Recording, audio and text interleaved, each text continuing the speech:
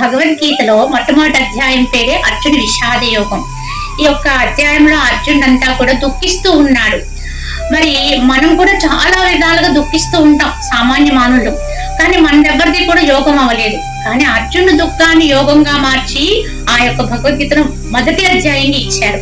ఈ కారణం ఏమిటంటే అర్జునుడు ప్రతిదీ కూడా నాకు వద్దు వద్దు అని వైరాగ్య భావాన్ని పొందాడు. నాకు ఏమి వద్దు, రాజ్యం వద్దు, భోగాలు వద్దు, చివరికి ప్రాణం పట్ల ఉన్న తీపిని కూడా వదిలేశాడు. వాళ్ళందరూ నన్ను హరించినప్పటికీ కూడా నేను యుద్ధం చెయ్యను అన్నాడు. కావున ఇక్కడ ధర్మసూత్రంగా చెబుతూ ఆయన వైరాగ్యాన్ని పొందాడు. కావున అర్జునుడి యొక్క భావంతో ఉన్నటువంటి ఆ విధానాన్ని అక్కడ భగవద్గీతలో ఒక అధ్యాయంగా ఇవ్వటం జరిగింది.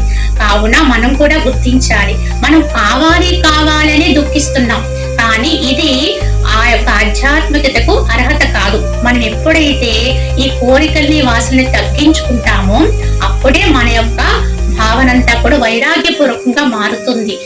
అప్పుడే మనం కూడా యోగానికి అర్హులం అవుతాం. హరి ఓం తత్సత్.